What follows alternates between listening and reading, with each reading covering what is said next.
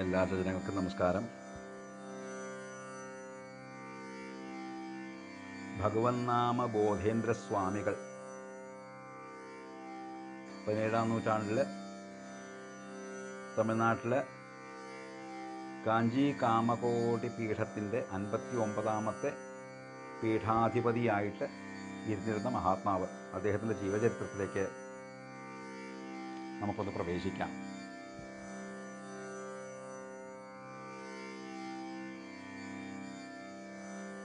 കുംഭകോണത്തിനടുത്ത് ഗോവിന്ദപുരം എന്നുള്ള സ്ഥലത്താണ് അദ്ദേഹം സമാധിയുള്ളത്. കാവേരിയുടെ തീരത്താണ്.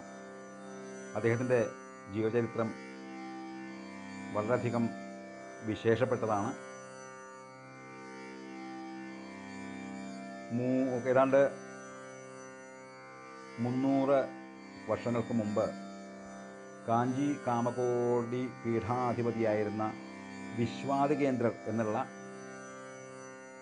സ്വാമികളുടെ സേവകരായിട്ട് കേശവ പാണ്ഡുരംഗർ സുഗുണ ദമ്പതിമാരുണ്ടായിരുന്നു. അവർ ആശ്രമത്തിൽ ചെല്ലും, അവിടെ മഠത്തിൽ ചെല്ലും, അവിടുത്തെ സേവകളൊക്കെ ചെയ്യും. നിസ്വാർത്ഥമായിട്ട് സജ്ജനങ്ങളെ സേവിക്കാനുള്ള ഒറ്റ ഉദ്ദേശം വെച്ചിട്ട്. അങ്ങനെ ഈ പാണ്ഡുരംഗർ, കേശവ പാണ്ഡുരംഗർ ഈ വിശ്വാദികേന്ദ്ര സ്വാമികൾക്ക് ഏറ്റവും പ്രിയപ്പെട്ട ആളായി. കുറച്ച് ദിവസം അങ്ങനെ കഴിഞ്ഞപ്പോൾ ഇദ്ദേഹം തൻ്റെ വിഷമം അറിയിച്ചു ഗുരുനാഥനെ. വിവാഹം കഴിച്ച് ഇത്ര കാലമായി സന്തതികളില്ല. അപ്പോൾ വിശ്വാദികേന്ദ്ര സ്വാമികൾ അദ്ദേഹം സമാശ്വസിപ്പിച്ചു. സാരമില്ല, അപ്പോൾ ശരിയാവും. മഹാത്മാക്കളുടെ വാക്കുകൾ വെറുതെ ആവാറില്ല. അടുത്ത വർഷം ഈ കേശവ പാണ്ഡുരംഗർ സുഗുണ ദമ്പതികൾക്ക് ഒരു ദിവ്യലക്ഷണങ്ങളുള്ള ഉണ്ണി ജനിച്ചു. അവർക്ക് അത്യധികം സന്തോഷമായി. അങ്ങനെ ആ ഉണ്ണിക്ക് അത്യാവശ്യം നടക്കാറായ സമയത്ത് ഈ ഉണ്ണിയും കൊണ്ട് കേശവ പാണ്ഡുരംഗർ ഗുരുനാഥൻ്റെ അടുത്ത് വന്നു, നമസ്കരിപ്പിച്ചു മുമ്പിൽ. അപ്പോൾ അദ്ദേഹം ചോദിച്ചു, ഇത് ആരാ ചോദിച്ചു. പറഞ്ഞു, അങ്ങയുടെ അനുഗ്രഹം കൊണ്ട് ഉണ്ടായതാണ്, അങ്ങയുടെയാണ് എന്ന് പറഞ്ഞു. അപ്പോൾ ആ സമയത്ത് ഈ ഉണ്ണിയെ നോക്കുകയാണ് വിശ്വാദികേന്ദ്ര സ്വാമികൾ. ഒറ്റ നോട്ടത്തിൽ തന്നെ ദിവ്യമായ ലക്ഷണങ്ങളുള്ള ഉണ്ണിയുടെ അവസ്ഥയെക്കുറിച്ച് മനസ്സിലാക്കി. എന്താ ചോദിച്ചു, എന്താ നിങ്ങൾ പറഞ്ഞത്? എൻ്റെ ആണെന്ന് പറഞ്ഞു. ഉവ്വ്, എന്നാൽ എനിക്ക് തരൂ എന്ന് പറഞ്ഞു. അത് ശരിക്കും വല്ലാത്തൊരു വിഷമായി ഇദ്ദേഹത്തിന്. മോഹിച്ചുണ്ടായ ഉണ്ണിയാണ് ഇപ്പോൾ ഇതാ സന്യസിക്കാൻ വേണ്ടി തൻ്റെ ഗുരുനാഥൻ്റെ തൃപാദങ്ങളിൽ സമർപ്പിക്കണമെന്ന് കേൾക്കുമ്പോൾ വലിയ വിഷമായി. എന്ത് പറയണമെന്നറിയില്ല.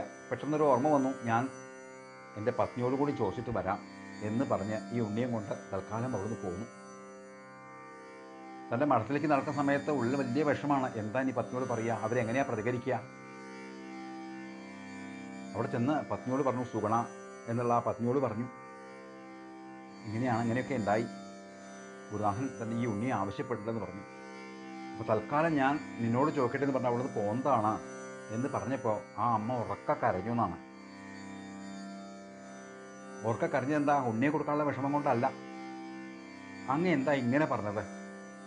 അദ്ദേഹം പറഞ്ഞ സമയത്ത് അപ്പം തന്നെ കൊടുക്കല്ലേ വേണ്ടത്? എന്നോട് ചോദിക്കുന്നത് എന്താ ആവശ്യമുള്ളത്? അദ്ദേഹത്തിൻ്റെ അനുഗ്രഹം കൊണ്ട് ഉണ്ടായതല്ലേ, അദ്ദേഹം തന്നെ കൊടുക്കല്ലേ വേണ്ടേ? എന്താ അങ്ങേക്ക് അങ്ങനെ തോന്നാൻ തരുന്നത്? ആ ഒരു വിഷമം കൊണ്ടാണ് അമ്മ കരഞ്ഞെന്ന് അർത്ഥം. നോക്കൂ, ത്യാഗം. ഇങ്ങനെ മഹാത്യാഗികളായ എത്രയോ അമ്മമാർ ഭാരതത്തിലുണ്ടായിട്ടുണ്ട്. അവരുടെ പേര് പോലെ തന്നെ സുഗുണ, അതുപോലെ തന്നെ അവരുടെ സ്വഭാവത്തിൽ നമുക്കത് കാണാൻ സാധിക്കും. പിന്നെ അധികം താമസിച്ചില്ല, കേശവ പാണ്ഡുരംഗർ ഉണ്ണിയെ കൊണ്ടേ ഗുരുനാഥൻ സമർപ്പിച്ചു. ഗുരുനാഥൻ ഉണ്ണിയെ ആശ്രമത്തിൽ വളർത്തി, മഠത്തിൽ വളർത്തി, വേണ്ട സംസ്കാരങ്ങളൊക്കെ ചെയ്ത് വേദങ്ങളും വേദാന്ത വിഷയങ്ങളും എല്ലാം പഠിപ്പിച്ചു. അത്യധികം മേധാശക്തിയുള്ള ഉണ്ണി കേൾക്കുന്ന മാത്രമേ ഇതൊക്കെ പഠിക്കുകയാണ്. ഗുരുനാഥൻ അത്യധികം സന്തോഷമായി. തനിക്ക് പിൻഗാമിയായിട്ട് ഇദ്ദേഹത്തെ നിശ്ചയിക്കാം എന്ന് വിചാരിക്കുകയാണ്. അങ്ങനെ ഈ ഉണ്ണിക്ക് ഏതാണ്ട് 10-15 വയസ്സായ സമയത്ത് ഗുരുനാഥൻ പറഞ്ഞു, ഞാനൊന്ന് കാശിയിൽ പോയിട്ട് വരാം എന്ന് പറഞ്ഞ് കാഞ്ചി കാമകോടി പീഠത്തിൽ നിന്ന് കാശിയിലേക്ക് യാത്രയായി. ഈ ഉണ്ണിയുടെ പേര് പുരുഷോത്തമൻ എന്നാണ്. അപ്പോൾ പുരുഷോത്തമൻ ഇപ്പോൾ ഒരു സുഹൃത്തും കൂടി ഉണ്ട് അവിടെ. ആ സുഹൃത്തിൻ്റെ പേര് ജ്ഞാനസാഗരൻ. ഈ രണ്ടുപേരും 2 ശരീരമെന്ന് മാത്രമേ ഉള്ളൂ. അത്രയധികം ആത്മമിത്രങ്ങളാണ് 2 പേരും. അങ്ങനെ അവർ കുറച്ചു കാലം ഇവിടെ കഴിഞ്ഞു. ഏതാണ്ട് പഠിപ്പൊക്കെ ഏതാണ്ട് ഒരു നിലയിലെത്തിയപ്പോൾ അവർ പറഞ്ഞു, നമുക്ക് ഗുരുനാഥനെ കാണാൻ പോയാലോ. അങ്ങനെ 2 പേരും കൂടി തീരുമാനിക്കുകയാണ് കാശിയിലേക്ക് പോകാനായിട്ട്. ഇപ്പോൾ ഇന്നത്തെ പോലെയല്ല, കാശിയിലേക്ക് പോകാന്ന് വെച്ചാൽ പോയാൽ ആൾക്കാർ മടങ്ങി വരുമെന്ന് അറിയില്ല. പോയവർ അധിക പേരും മടങ്ങി വരാത്തവരാണ്. തിരിച്ചു വരുന്നവർ കുറച്ചേ ഉള്ളൂ. കാരണം അങ്ങനെയാണ് അങ്ങനെ എന്താണ് യാത്ര കാട്ടിൽ കൂടെയൊക്കെ നടന്നിട്ട് വേണം പോവാൻ. ഇവർ തീരുമാനിച്ചു. പോകുന്നതിന് മുമ്പ് അവർ ഒരു ധാരണയിലെത്തി. നമ്മൾ 2 ആളിൽ ഒരാൾ എന്തെങ്കിലും അപകടം പറ്റി ശരീരം ത്യജിച്ചിട്ട് വന്നാൽ മറ്റാളും സംശയമില്ലാതെ ശരീരം ത്യജിക്കും എന്നവർ തീരുമാനിച്ചു. അങ്ങനെയാണ് ഒരു യാത്രയായത്. ഇതിൽ ഈ ജ്ഞാനസാഗർ അദ്ദേഹത്തിന് ജ്യോതിഷം കൂടി അറിയാമായിരുന്നു. അദ്ദേഹം മനസ്സിലായി എൻ്റെ ശരീരം അവസാനിക്കാറായി. അങ്ങനെ യാത്രയ്ക്കിടയ്ക്ക് അദ്ദേഹം ശരീരം ഉപേക്ഷിച്ചു. ഇപ്പോൾ പുരുഷോത്തമന് തൻ്റെ സുഹൃത്തിൻ്റെ സംസ്കാരമൊക്കെ കഴിഞ്ഞിട്ട് ശരീരം ത്യജിക്കണം. കാരണം കൊടുത്ത വാക്കാണ്. പെട്ടെന്ന് തോന്നി കാശിയിൽ പോയിട്ട് ഗുരുനാഥനോട് പറഞ്ഞിട്ടാവാം. അങ്ങനെ അദ്ദേഹം കാശിയിലേക്ക് എത്തുകയാണ്. അവിടെ എത്തി ഗുരുനാഥനോട് പറഞ്ഞു, വിശ്വാദികേന്ദ്രനോട് പറഞ്ഞു, ഇങ്ങനെയൊക്കെയാണ് കഥ. ഞാൻ സത്യം ചെയ്തതാണ്. എനിക്ക് ശരീരം ഉപേക്ഷിച്ചേ മതിയാവുള്ളൂ. ഞങ്ങളെ കണ്ടൊന്ന് നമസ്കരിക്കാൻ വിചാരിച്ച് വന്നതാണ്. ശരിക്കും പറഞ്ഞത് കേട്ടപ്പോൾ വിശ്വാദികേന്ദ്രക്ക് വലിയ വിഷമമായി. കാരണം ഇത്രയധികം കഴിവുള്ള ശാസ്ത്രപരിജ്ഞാനമുള്ള ഒരു ആള് ഇങ്ങനൊരു കാര്യത്തിൽ നിന്ന് ശരീരം ഉപേക്ഷിക്കുകയെ. അതിൽ അദ്ദേഹം ഒരു ഉപായം കണ്ടെത്തി. സന്യാസം എന്ന് പറഞ്ഞാൽ രണ്ടാമതൊരു ജന്മമാണ്. അതുകൊണ്ട് സന്യാസം സ്വീകരിച്ചു കഴിഞ്ഞാൽ സത്യം പാലിച്ചില്ലാതെ ദോഷം ഉണ്ടാവില്ല. കാരണം ആ ശരീരത്തിലല്ല ഇരിക്കുന്നത്. അപ്പോൾ അതുകൊണ്ട് സന്യാസം സ്വീകരിച്ചോളൂ പറഞ്ഞ് സന്യാസം കൊടുക്കാൻ തയ്യാറാവുകയാണ്. അങ്ങനെ ഗംഗയിൽ കുളിച്ച് വന്നിട്ടാണ് അദ്ദേഹം സന്യാസം കൊടുക്കുന്നത്. ആത്മപിണ്ഡം വെച്ച് സർവ്വതും ഉപേക്ഷിച്ച് നഗ്നനായി ജലാശയത്തിൽ ഇറങ്ങി മുങ്ങി തിരിച്ചു വരുന്ന സമയത്ത് ആണ് ഗുരുനാഥൻ മുങ്ങി വരുന്ന സമയത്താണ് ഗുരുനാഥൻ കാവിയും ദണ്ഡുമൊക്കെ കൊടുത്ത് സന്യാസം കൊടുക്കുക. ഇതാണ് അതിൻ്റെ ചടങ്ങ്. അങ്ങനെ ഇത് ചെയ്തത് ഗംഗയിൽ വെച്ചിട്ടാണ്. കാശിയിൽ വെച്ച് ഗംഗയിൽ മുങ്ങി വന്നിട്ടാണ് ഇത് കൊടുത്തത്. അപ്പോൾ അതോടുകൂടി സന്യാസത്തോടുകൂടി പേര് മാറും. പുരുഷോത്തമൻ എന്ന പേര് മാറിയിട്ട് ഇപ്പോൾ ഭഗവൻ നാമ ബോധേന്ദ്ര സ്വാമികൾ എന്നുള്ള പേരായി. അതിതേജസ്വിയായിട്ടുള്ള ആ സ്വാമികൾ തൻ്റെ ഗുരുനാഥൻ്റെ കൂടെ കുറച്ചു കാലം കാശിയിൽ കഴിഞ്ഞു. അപ്പോഴാണ് ഗുരുനാഥൻ പറയുന്നത്, രാമനാമം എന്നുള്ളത് അത്രയും എല്ലാവരാലും അനുമോദിക്കപ്പെട്ട നാമമാണ്. കാശിയിലെ മഹാദേവൻ അവിടെ വെച്ച് ഭരിക്കുന്നവരുടെ ചെവിയിൽ വന്നിട്ട് ഉപദേശിക്കുന്ന നാമമാണ് രാമനാമം. മഹാദേവൻ സദാ ജപിച്ചുകൊണ്ടിരിക്കുന്ന നാമമാണ് രാമനാമം. പക്ഷെ ഇതിൽ ജനങ്ങൾക്ക് വിശ്വാസമില്ല. അപ്പോൾ അത് സകല ശാസ്ത്രങ്ങളിലും തിരഞ്ഞ് പ്രമാണങ്ങളെ കാണിക്കണം. സകല ശാസ്ത്രങ്ങളിലും അന്വേഷിച്ച് പ്രമാണങ്ങൾ കണ്ടെത്തി അത് ഒരു പുസ്തകമായിട്ട് ചെയ്യണം. അത് ഇതിനു മുമ്പ് ഒരാൾ ചെയ്തു വെച്ചിട്ടുണ്ട്. അദ്ദേഹം ജഗന്നാഥ് പുരിയിലുണ്ട്. അദ്ദേഹത്തിൻ്റെ പേര് ലക്ഷ്മീധര കവി എന്നാണ്. അദ്ദേഹം ഭഗവൻ നാമ കൗമുദി എന്നൊരു ഗ്രന്ഥം എഴുതിയിട്ടുണ്ട്. അത് രാമനാമത്തിൻ്റെ പ്രാമാണ്യമാണ് പറയുന്നത്. ആ ഗ്രന്ഥം ഒന്ന് പകർപ്പെടുക്കണം എന്ന് പറയുകയാണ്. അതിന് ഞാൻ നിന്നെ ചുമതലപ്പെടുത്തുന്നു പറഞ്ഞ് തൻ്റെ ശിഷ്യനെ അവിടുന്ന് പറഞ്ഞയച്ചു. അങ്ങനെ അദ്ദേഹം അവിടുന്ന് വരികയാണ്. ഇതിനിടയ്ക്ക് ഇവിടെ പുരിയിലെത്തുകയാണ് അദ്ദേഹം. പുരിയിലെത്തുന്ന ഏതാണ്ട് രാത്രി സമയത്താണ്. അപ്പോൾ ആൾക്കാരോട് ചോദിച്ച് ഈ ലക്ഷ്മീധര കവിയുടെ ഗ്രഹം കണ്ടെത്തുന്നു. അപ്പോഴേക്കും എന്താണെന്ന് വെച്ചാൽ ഈ ലക്ഷ്മീധര കവി ശരീരം ഉപേക്ഷിച്ചില്ല. അദ്ദേഹം ഇല്ല. അപ്പോൾ അദ്ദേഹത്തിൻ്റെ മകനാണുള്ളത്. മകൻ്റെ പേരാണ് ജഗന്നാഥ പണ്ഡിതർ. അപ്പോൾ ആ ജഗന്നാഥ പണ്ഡിതരുടെ വീട്ടിലെത്തി അവിടെ ആ തിണ്ണയിൽ പുറത്തിരിക്കുകയാണ്. വന്ന് ഇതിലവിടെ കിടന്നു. ആരെയും അകത്ത് വിളിക്കണ്ടെന്ന് വിചാരിച്ച് കിടന്നു ഉറങ്ങിപ്പോയി. പെട്ടെന്നൊരു സ്ത്രീയുടെ കരച്ചിൽ കേട്ടിട്ടാണ് കണ്ണു തുറക്കുന്നത്. നോക്കുമ്പോൾ വീടിൻ്റെ വാതിൽ തുറന്നിട്ടുണ്ട്. ഒരു ദമ്പതിമാരവിടെ മുമ്പിൽ നിൽക്കുന്നുണ്ട്. ഒരു വയസ്സായ സ്ത്രീയും ഒരു മകനെന്ന് കണ്ടാൽ തോന്നുന്ന ഒരാളും തമ്മിൽ സംസാരിച്ചുകൊണ്ടിരിക്കുകയാണ്. അതിനാണ് ഈ വരുന്ന സ്ത്രീ ഒരിക്കലും കരയുന്നുണ്ട്. അപ്പോൾ എന്താ കാര്യം അവർ തമ്മിൽ സംസാരിക്കുന്നതെന്ന് ഇദ്ദേഹം മനസ്സിലായി. ഈ ദമ്പതിമാർ ചെറുപ്പക്കാരാണ്. അവർ ഈ ദക്ഷിണദേശത്ത് നിന്ന് കാശിക്ക് പോയവരാണ്. വഴിയിൽ വെച്ച് ഇതിലെ സ്ത്രീയെ മ്ലേച്ഛന്മാർ ബലമായി പിടിച്ചു കൊണ്ടുപോയി. അപ്പോൾ ഒരുപാട് ഇദ്ദേഹം എതിർക്കാൻ ശ്രമിച്ചു നോക്കി സാധിച്ചില്ല. അങ്ങനെ അദ്ദേഹം കാശിയിൽ പോയി കുളിച്ച് മടങ്ങി വരികയാണ്. മടങ്ങി വരുന്ന സമയത്താണ് ഇങ്ങനെ ഒരു സ്ഥലത്ത് വെള്ളം കുടിക്കാൻ ചെന്ന സമയത്ത് വെള്ളം കോരുന്നൊരു സ്ത്രീ അവരിൽ നിന്ന് വെള്ളം ചോദിച്ചതാണ്, വെള്ളം കുടിക്കാൻ വേണ്ടി കിണറിൻ്റെ പക്കത്ത് വെച്ചിട്ട്. അപ്പോൾ ഇദ്ദേഹത്തിനെ കണ്ടോളൂ ആ സ്ത്രീ അവിടുത്തെ പാത്രമൊക്കെ ഇട്ട് ഓടിക്കഴിഞ്ഞു. അപ്പോൾ എന്താ ഓർഡർ, എനിക്ക് വെള്ളം തരുമെന്ന് പറഞ്ഞപ്പോൾ പെട്ടെന്നാണ് ആ ശബ്ദം മനസ്സിലായി, അയ്യോ എന്നെ അങ്ങനെ എൻ്റെ അടുത്തേക്ക് വരരുത്, ഞാൻ അപവിത്രയാണ്. നോക്കുമ്പോൾ അവർക്ക് അന്നത്തെ കാലത്തെ മ്ലേച്ഛന്മാരുടെ വേഷത്തിലാണ് അവർ നിൽക്കുന്നത്. പെട്ടെന്ന് മനസ്സിലായി തൻ്റെ പത്നിയാണത്, ഇന്ന് മ്ലേച്ഛന്മാരുടെ വേഷത്തിലാണ് നിൽക്കുന്നത്. പറഞ്ഞു, അല്ല എനിക്ക് നിന്നെ ഉപേക്ഷിക്കാൻ സാധിക്കില്ല, ഞാൻ അത്ര നിന്നെ സ്നേഹിച്ചിട്ടുണ്ട്, എന്ത് തന്നെയായാലും നമുക്ക് നോക്കാം, ഒരു പരിഹാരം ഇല്ലാണ്ടിരിക്കില്ല, നീ എൻ്റെ കൂടെ വരൂ. പറഞ്ഞു, അത് എന്നെ തുടർന്ന് ഞാൻ പദ്ധതിയാണെന്ന് പറഞ്ഞവർ ഒരുപാട് പിന്മാറാൻ ശ്രമിച്ചു. അങ്ങനെ രണ്ടുപേരും കൂടി സംസാരിച്ച് രണ്ടുപേരും കൂടി അവിടെ ആരും കാണാതെ അവിടുന്ന് ഓടുകയാണ്. രാത്രിക്ക് രാത്രി അവിടുന്ന് ഓടി പല സ്ഥലത്തു കൂടെ കഴിഞ്ഞ് വീണ്ടും കാശിയിലെത്തി. അവിടെ വെച്ച് ഈ വിശ്വാധികേന്ദ്ര സ്വാമികളെ കണ്ട് നമസ്കരിച്ച് പറഞ്ഞു, ഇങ്ങനെയാണ് ഞങ്ങളുടെ കാര്യം, എനിക്ക് ഇവളെ സ്വീകരിക്കാമെന്ന് മോഹമുണ്ട്, ഇവൾക്കും എൻ്റെ കൂടെ ജീവിക്കാമെന്ന് മോഹമുണ്ട്, പക്ഷേ അതിന് സമൂഹം എന്ത് പറയും എന്നറിയില്ല, ഇതിന് എന്തെങ്കിലും പരിഹാരമുണ്ടോ, ഇവിടെ ശുദ്ധാക്കാൻ എന്തെങ്കിലും പരിഹാരമുണ്ടോ എന്ന് ചോദിക്കുകയാണ്. അപ്പോൾ ഈ വിശ്വാധികേന്ദ്ര സ്വാമികൾ പറഞ്ഞു, ഒരു കാര്യം ചെയ്യൂ, നിങ്ങൾ ജഗന്നാഥപുരിയിലേക്ക് പോകൂ, അവിടെ ലക്ഷ്മീധര കവി എന്നൊരു മഹാത്മാവുണ്ട്, അദ്ദേഹത്തിൻ്റെ നിങ്ങൾക്കൊരു പരിഹാരം പറഞ്ഞു തരാൻ പാകത്തിന് അറിവുണ്ട്, അവിടേക്ക് ചെല്ലൂ എന്ന് പറയുകയാണ്. അങ്ങനെ ഇവർ നടന്ന് ഇവിടെ എത്തിയതാണ്. എത്തിയിട്ട് പറഞ്ഞപ്പോൾ അവർ പറഞ്ഞു, ഞങ്ങൾക്കൊരു എന്തെങ്കിലും പറഞ്ഞു തരണം, ഇതിനൊരു ലോകത്തിന് സമാധാന ഭാഗത്തിന് എന്തെങ്കിലും ഒരു കാര്യം, ഒരു പരിഹാരം ഞങ്ങൾക്ക് പറഞ്ഞു തരണം എന്ന് പറയുകയാണ്. അപ്പോൾ ഈ ലക്ഷ്മീധര കവിയുടെ പുത്രനായിട്ടുള്ള ജഗന്നാഥ പണ്ഡിതർ പറഞ്ഞു, സംശയമില്ല, അതിന് പരിഹാരമുണ്ട്, സംശയമില്ല, പരിഹാരമുണ്ട്, 3 തവണ രാമനാമം ജപിച്ചാൽ മതി എന്ന് പറയുകയാണ്. ഇത് പറഞ്ഞത് കേട്ടു ഈ ഇദ്ദേഹത്തിൻ്റെ അമ്മ അകത്തുനിന്ന്, അതായത് ലക്ഷ്മീധര കവിയുടെ പത്നി കേട്ടു. ഉറക്കം വിളിച്ചു, നീ എന്താ പറഞ്ഞത്, 3 തവണ രാമനാമം ജപിച്ചാൽ മതി എന്നോ, എന്തിനാണ് നീ 3 തവണ എന്ന് പറഞ്ഞേ, ഒരു നാമം കൊണ്ട് സാധിക്കുന്നത്, നീ എന്തിനാ 3 നാമം എന്ന് പറഞ്ഞേ? എന്നുവെച്ചാൽ രാമനാമത്തിൻ്റെ മഹാത്മ്യം, ഒരു നാമം ജപിച്ചാൽ മതി, രാമ എന്ന് പറഞ്ഞു കഴിഞ്ഞാൽ സകല പാപങ്ങളും അതോടുകൂടി നശിക്കും എന്ന് ഉറപ്പിച്ച് പറയുകയാണ്. അതിന് പ്രമാണമായിട്ട്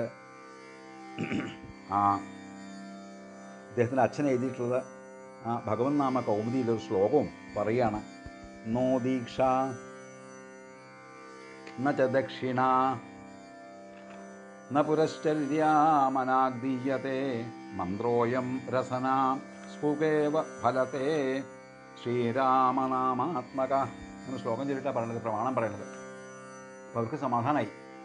അപ്പോൾ അതിങ്ങനെ ശാസ്ത്രത്തിൽ പറഞ്ഞത് മാത്രം പോരല്ലോ, അത് പ്രത്യക്ഷമായിട്ട് അറിയാൻ വേണ്ടേ. അപ്പോഴാണ് ഇവർ ബോധേന്ദ്ര സ്വാമികളെ കാണുന്നത്. വേഗം നമസ്കരിച്ചു, ഇങ്ങനൊരു ഇതാണെന്ന് പറഞ്ഞു. അവരെല്ലാം കൂടി തീരുമാനിച്ചു, നാളെ രാവിലെ നമുക്കിതൊരു പരീക്ഷ, ഒരു പ്രമാണം ലോകത്തിന് മുഴുവൻ കാണിച്ചു കൊടുക്കാൻ പാകത്തിന് പ്രമാണം നമുക്ക് ചെയ്യണം. നാമത്തിൽ അത്രയധികം ശക്തിയുള്ള സംശയമില്ല ഈ കാര്യത്തിൽ. അതൊരു കാര്യം ചെയ്യൂ, നാളെ രാവിലെ വലിയൊരു സരസ്, ആ സരസിന് 4 പുറവും ആൾക്കാർ, സാക്ഷികളായിട്ടുള്ള ആൾക്കാർ വന്ന് നിൽക്കട്ടെ. ഈ സ്ത്രീ, അത് മേശന്മാരുടെ വേഷം ധരിച്ചിട്ടുള്ള ആ സ്ത്രീ അതേ വേഷത്തോട് കൂടിയിട്ട് ആ സരസിൽ മുങ്ങട്ടെ, രാമനാമം ജപിച്ചുകൊണ്ട് മുങ്ങട്ടെ. അവിടുന്ന് പൊങ്ങി വരുന്നത് പഴയ രൂപത്തിൽ സിന്ദൂരമൊക്കെ അടിച്ച നെറ്റിയിൽ സിന്ദൂരമൊക്കെ അടിച്ച സുമംഗലിയായിട്ട് രൂപത്തിലായിരിക്കും. രാമനാമത്തിൻ്റെ ശക്തി ലോകം മുഴുവൻ കാണട്ടെ എന്ന് പറഞ്ഞ് അന്ന് രാത്രി അവിടെ കഴിച്ചു കൂട്ടാണ്. പിറ്റേ ദിവസം ഇത് അറിഞ്ഞോട് കൂടിയിട്ട് ആയിരക്കണക്കിന് ആൾക്കാർ ആ സരസിൻ്റെ തീരത്ത് വന്ന് നിറഞ്ഞു അവിടെ. അതോട് കൂടിയിട്ട് ഈ അമ്മോട് പറഞ്ഞു, ഇറങ്ങി മുങ്ങിക്കോളൂ എന്ന് പറഞ്ഞു. എല്ലാവരും കാണട്ടെ. ഈ സ്ത്രീ വെള്ളത്തിലിറങ്ങി രാമ രാമ രാമ രാമ രാമ രാമ രാമ രാമ രാമ രാമ രാമനാമം ജപിച്ചുകൊണ്ട് ആ ജലത്തിൽ മുങ്ങി എല്ലാവരെയും അത്ഭുതപ്പെടുത്തിക്കൊണ്ട് ഈ മ്ലേച്ഛന്മാരുടെ വേഷം ധരിച്ചിരുന്ന ആ സ്ത്രീ ജലത്തിൽ നിന്ന് പൊങ്ങി വന്നത് പഴയ രൂപത്തിലാണ്. എങ്ങനെയാണോ ഹൈന്ദവ സംസ്കാരത്തിൽ സുമംഗലിമാർ വേഷം ധരിക്കാറുള്ളത്, ആ വേഷഭൂഷയോട് കൂട്ടാണ് അവർ പൊങ്ങി വന്നത്. ഇതെല്ലാം കണ്ടപ്പോൾ ലോകത്തിലെല്ലാവർക്കും അത്ഭുതമായി. അങ്ങനെ ഭഗവാന്റെ തിരുനാമം രാമനാമത്തിനെ അവിടെ സിദ്ധീകരിച്ചു എന്നർത്ഥം. അങ്ങനെ ആ ഗ്രന്ഥം അവിടുന്ന് പഠിക്കുകയാണ് അദ്ദേഹം. ആ ഗ്രന്ഥം പഠിച്ച് ആ ഗ്രന്ഥത്തിൻ്റെ ഒരു പകർപ്പും എടുത്ത് അദ്ദേഹം തിരിച്ച് കാഞ്ചി കാമക്കോടി പിടത്തിൽ വരികയാണ്. അപ്പോൾ ഇതിനിടയ്ക്ക് വിശ്വേതകേന്ദ്ര സ്വാമികൾ കാശിയിൽ വെച്ചിരുന്ന ശരീരം ഉപേക്ഷിച്ചു. അപ്പോൾ ഇവിടെ പീഠാധിപതിയായിട്ട് ആളില്ല. അങ്ങനെ 59ാമത്തെ പീഠാധിപതിയായിട്ടാണ് ഈ ഭഗവത് നാമബോധന സ്വാമികൾ കാഞ്ചി കാമക്കോവിൽ പീഠത്തിൽ പീഠാധിപതിയായിത്തീർന്നത്.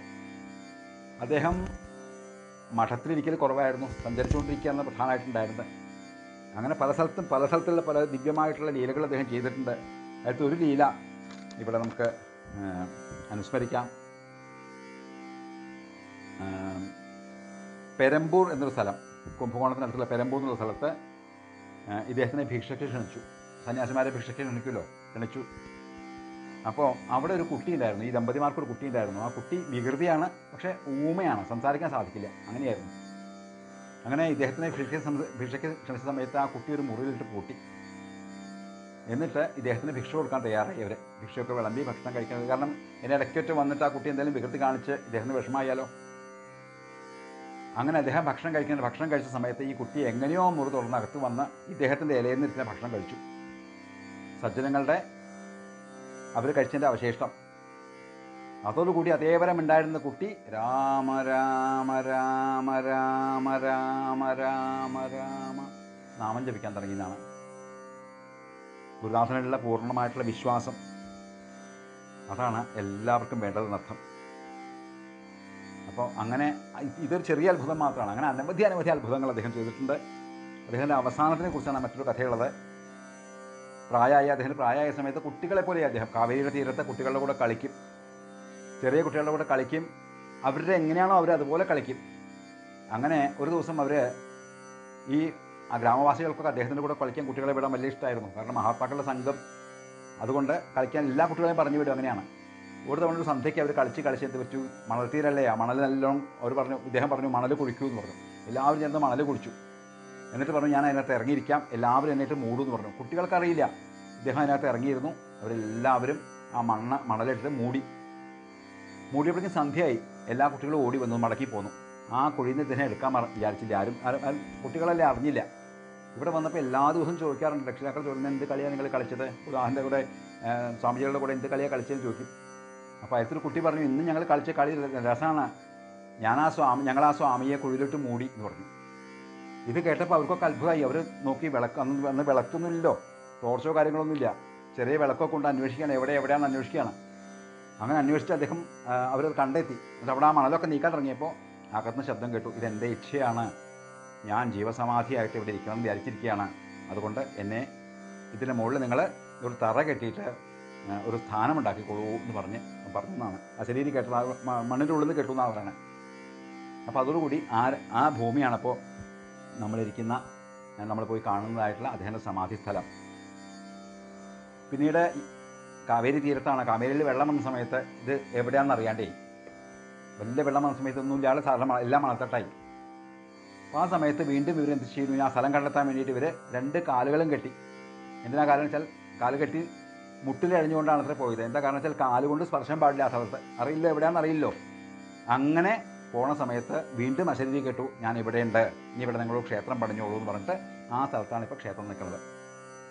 അങ്ങനെയുള്ള ആ സ്ഥലത്ത് ദർശിക്കാനും കുറച്ച് അവിടെ നിന്ന് നാമം ജപിക്കാനൊക്കെ സാധിച്ചു. ഇത് സജ്ജനങ്ങളുടെ മുമ്പിൽ പറയുകയാണ്. സജ്ജനങ്ങളുടെ കഥ കേൾക്കലാണല്ലോ നമ്മളെയൊക്കെ ശുദ്ധീകരിക്കുന്നത്. എന്തായാലും എല്ലാവർക്കും നമസ്കാരം. ഹരേ കൃഷ്ണ.